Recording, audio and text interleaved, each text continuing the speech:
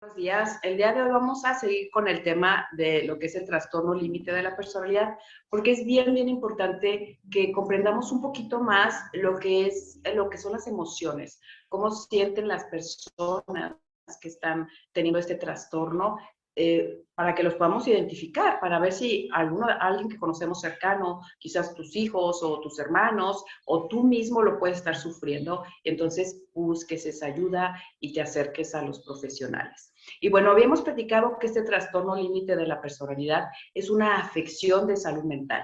Esta persona que padece este patrón va a tener periodos prolongados con emociones turbulentas, va a estar arriba, va a estar abajo, los estados de ánimo van a cambiar, va a tener una autoimagen baja, una autoestima baja, va a tener muchos comportamientos inestables y obviamente va a afectar la manera que piensa y que siente acerca de sí mismo y acerca de las personas que lo rodean. Todo esto, por supuesto, va a causar muchísimos problemas de convivencia en la vida normal, en tu vida cotidiana, con tu familia, con tus amigos, con tus jefes, con tus compañeros de trabajo, ahora sí que en general con todo el mundo que te rodea. Y bueno, es bien importante porque hay que ponernos en el contexto de que una de cada 10 personas que pueden sufrir esta afección también va a intentar suicidarse. Eso es algo que los va a llevar al extremo. Los estudios dicen que las mujeres sufren esto más, 3 veces más que los hombres. Aquí hay algo que es bien importante tomar en cuenta para todas las personas que nos están escuchando. Esto es algo que se ha hecho a base de las encuestas y los estudios, lo que se va llevando a cabo de las personas que se van acercando a pedir informes o a pedir ayuda. Pero es bien importante que entendamos que los hombres, en su gran mayoría, no piden ayuda. Entonces, este dato puede estar muy afectado por eso. Es decir, es muy seguro que haya mucho más hombres con esta afección que no se acercan a pedir ayuda. Entonces, no porque la persona que tú veas es un hombre, quiere decir que sea menos probable que sea un trastorno de estos, ¿eh? Entonces, es bien importante que lo tomemos en cuenta. Y bueno, ya hablando en global, estamos hablando que entre el 2 y el 8% de la población en general está sufriendo este trastorno límite de la personalidad. Por eso es bien importante que se dé este diagnóstico pronto. Se están haciendo más investigaciones, se están haciendo más estudio para poder tener un mejor desempeño en el tratamiento de este síndrome, para que las probabilidades de que se remueva esa etiqueta del trastorno sean altas, sean mucho más altas que en el pasado, que no se sabía muy bien cómo tratar. Actualmente ya se puede diagnosticar y se puede tratar incluso desde una edad muy temprana. Anteriormente los médicos trataban de no etiquetar o no poner ese trastorno en lo que son los niños menores de 18 años, a pesar de que en la adolescencia es cuando más claramente se ven estas conductas y además actualmente se ha dado cuenta que es cuando es más peligroso el intento de suicidio. La persona tiende más a querer quitarse la vida. Cuando los niños o los adolescentes sienten que no son validados, que sus emociones no se validan, que el entorno no los entiende, las personas a las que aman y quieren que estén con ellos no los están entendiendo, no los validan, pues empieza a dificultar a manejar estas emociones. Los papás pueden creer que están haciendo berrinche y lo único que les dicen es, bueno, que no se deben de comportar de esa forma. No hay quien los enseñe a relajarse, no hay quien los enseñe a tranquilizarse, se sienten, como les decía, poco validados y bueno, las personas que los rodean quizás ahora les ponen una etiqueta de que es un niño problemático, de que es un niño berrinchudo, de que es un niño muy sentido. Y este niño va a ir creciendo y va a ser entonces un adulto que se sienta con poca validación, que se sienta solo, que se sienta incomprendido. Por supuesto que sus emociones van a seguir siendo extremadamente fuertes y lo que va a seguir oyendo de su entorno es que está exagerando, que no se debe de sentir como se siente, pero nadie le dice cómo no hacerlo. Todo esto va a desestabilizar sus emociones y, por supuesto, sus relaciones. ¿Qué pasa? Que estas personas son hipersensibles a todo lo que, los estímulos que les llegan de fuera, a todos los estímulos sociales también, y son muy propensos a interpretar cosas negativamente. Pueden tomar las cosas como un desaire, algo que fue muy pequeño o incluso algo que no existió y lo van a malinterpretar, pero desgraciadamente se van mucho a la parte de que se sienten y adentro están pensando que no los quieren, que no son aceptados e inclusive que los pueden abandonar. Esto va a causar muchas divisiones, obviamente, con parejas, familiares, socios, en el trabajo, en resumen, con todo lo que son las relaciones cercanas. Ese miedo al abandono entonces empieza a ver más real porque la gente se empieza a ir. Esta persona va a necesitar intensamente que le digas que la amas, ¿no? Que le des una validación en cuanto a ese amor. Si no sucede y tú te alejas, pues van a estar insistiendo, mandándote mensajes de texto, llamándote incansablemente. Es como si se aferraran a estas relaciones y bueno, esto por supuesto va a ahuyentar aún más a las personas porque van a sentir como que están siendo manipuladas o quieren ser chantajeadas, que les están rogando por ese afecto. La realidad es que en esta persona esa ruptura va a desencadenar todo lo que es un comportamiento autodestructivo y entonces es cuando pueden llegar incluso a lo que es el suicidio o lo que hemos visto mucho en personas, ¿no? Que tienen comportamientos, por ejemplo, que se lastiman, que se están lastimando ellos mismos, que se cortan, que tienen ese tipo de cosas y esto lo están utilizando según ellos, porque acuérdate que están desequilibrados y tienen un trastorno, no es que sea normal, pero ellos piensan que si se lastiman ese dolor, de alguna manera les va a hacer que se olviden del otro dolor, del dolor del abandono, del rechazo, de eso que ellos ya exageraron, acuérdate porque sus emociones están a flor de piel y todo lo van a potencializar.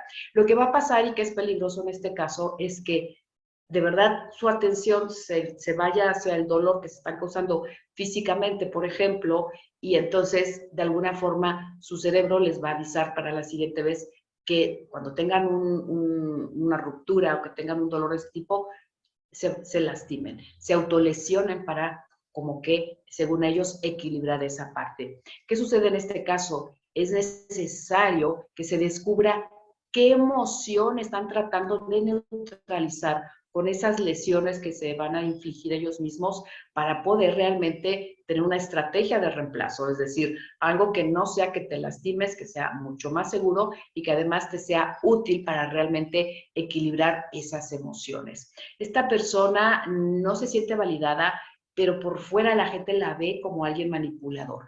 Y esto va a hacer que sienta un dolor aún más intenso y por eso no se están llenando sus necesidades emocionales y, como te decía, se empieza a autolastimar, se empieza a tener una estima muy baja, se empieza a culpabilizar de lo que está sucediendo, a sentir muy, muy mal, que las demás personas no lo entienden hasta qué grado y bueno, ahí es donde se puede desatar ese sentimiento suicida, ese sentimiento de sentir que desesperadamente se quiere escapar de esa angustia emocional. Para que un médico, un profesional de la salud se dé cuenta o diagnostique este límite, trastorno límite de personalidad, pues tiene que darse cuenta que la persona hace esos esfuerzos frenéticos que hemos platicado por evitar ese abandono, ¿no? Que puede ser real o puede ser imaginario, pues ese apego tan fuerte, que sus relaciones en general siempre sean muy inestables y muy intensas también, que la conciencia que tiene de sí mismo no sea estable, es decir, que de repente se sienta que va a tener éxito y de repente se sienta que es la persona más fracasada del mundo, que tenga esa impulsividad muy peligrosa, que la va a dirigir obviamente abusos de sustancias, como te decía, intentos de suicida o cosas, actividades en las que su vida corre riesgo, muchas cosas que son riesgosas, incluso hasta llegar al riesgo de su vida, ¿no? De perder la vida. Todo esto, junto con lo que son las emociones que suben y bajan, sentimientos crónicos que no, de vacío, vamos, que no han logrado nada en la vida, que siempre están enojados consigo mismo, que no pueden controlar los enojos y hasta cierta paranoia, ¿no? Que sienten que las personas pues las van a estar atacando, criticando, etcétera. Todo esto es bien, bien importante para que se haga este diagnóstico. Si tú conoces a alguien o tú tienes estas tipo de cosas, de cualidades, de síntomas, ve por favor con tu profesional de la salud. Quizás lo tengas, quizás es otra cosa, pero lo mejor es que ya estés diagnosticado. Ahora, como te decía, ya diagnostican a los chicos durante la adolescencia. Antes no lo hacían porque creían que se podía confundir con los síntomas de una adolescencia normal y no querían etiquetarlos tampoco desde chicos. Por supuesto, un adolescente es impulsivo y también se ponen mucho en riesgo, pero por curiosidad, Un chico, un adolescente con ese trastorno límite de personalidad lo hace para escapar, como habíamos platicado, de esos sentimientos de dolor agudo.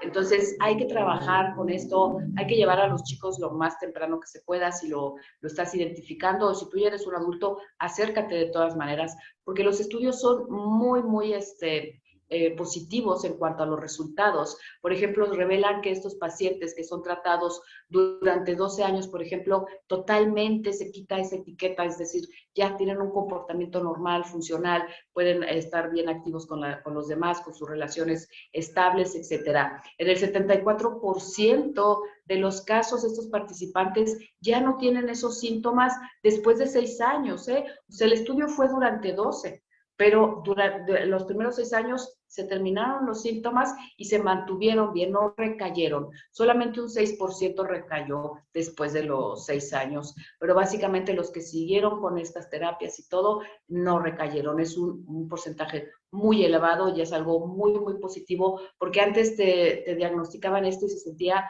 que ya se había terminado todo, ¿no? Ahora no, ahora este diagnóstico es un buen diagnóstico para la persona. Y bueno, lo que te van a ayudar es a desarrollar tus habilidades para regular la parte emocional. Es a lo que te va a ayudar. ¿Qué pasa? Que estamos dándonos cuenta que se necesita obviamente un tratamiento, y más que un tratamiento con medicamentos que te pueden ayudar a mejorar los síntomas que van a venir, como la depresión, a lo mejor la falta de sueño, etcétera. La parte de los tratamientos van más por la parte psicológica, de psicoterapias, que te ayuden a mejorar estos patrones de comportamiento antes de que ya no te puedas adaptar con la sociedad, con tus parejas, y sea más difícil. Que se va a poder siempre y cuando tú tengas la voluntad, pero mientras más temprano empieces, más fácil va a ser, y también se va a disminuir el riesgo de que posteriormente se confundan estos síntomas con bipolaridad, con depresión y con otras dolencias que pueden venir también como resultado del trastorno límite de personalidad, pero que no tiene caso tratar porque no se está llegando a lo que realmente es. Entonces hay que ir por la psicoterapia. Ahora hay una que se llama terapia dialéctico-conductual, que hay algunos ya de los terapeutas están formados en esto, y que te va a ayudar o va a ayudar a la persona a obtener esas dos, es decir, es algo dialéctico, porque parece que son dos cosas que están en contrarias, pero que son bien importantes. La necesidad de aceptación que tiene la persona, que es donde el terapeuta va a ayudar a la familia y a él mismo a valorarse, esa necesidad de aceptación va a dejar de estar en lo que es alrededor y va a pasar a la valoración propia, y por lo tanto a que la familia también pueda expresarle esas emociones, esos sentimientos de valoración. Y por el otro lado, la necesidad de cambio, es decir, si te comprendemos, si te valoramos, entendemos que tienes esas emociones, y también se entiende que lo puedes cambiar. También se entiende que tú tienes el poder de hacer los cambios. Estoy haciendo lo mejor que puedo y al mismo tiempo tengo que hacerlo mejor. Esas serían las dos, por lo que se llama dialéctica. Y bueno, hay que empezar por reconocer que se tiene un problema. Los que te rodean hay que reconocer y valorar, validar esos sentimientos, no aceptarlos como que es correctos o incorrectos, simplemente entender que los estás sintiendo, que se necesita ayuda, y pues, puede ser una terapia personal y que incluya también a los familiares o a las personas cercanas, obviamente, que quieran participar con esto. Le vas a dar al paciente esas habilidades que le hacen falta, en lugar de estarle diciendo nada más que se controle, que está exagerando. Y bueno, se ha visto muy buenos resultados con esta terapia. Hay que poner atención en este trastorno, que más gente lo sepa, que más gente se acerque a los profesionales, para que cada vez existan más profesionales que puedan ayudar a los demás. Todavía el índice de suicidios en adolescentes es muy alto, quiere decir que hace falta atención, quizás haga falta profesionistas, o que las personas vayan, se acerquen, o sea, lo acepten y se acerquen. Entonces, esto realmente es algo que cambia el pensamiento, como te decía, de ya no ser funcional, o de que tu vida no vale la pena, a tener un pensamiento de que vale la pena vivir la vida. y esto es bien, bien importante. Por eso queríamos aquí en Lambda platicar con ustedes de este trastorno, para que lo tomen en cuenta, para que realmente no dejen pasar estos síntomas y se acerquen a los profesionales que los puedan ayudar y que les puedan aportar el tratamiento adecuado. Muchísimas gracias por todo. Ya sabes, acércate a tus amigos de Lambda. Cualquier cosa, ellos están para servirte. Muchas gracias y nos vemos la próxima semana.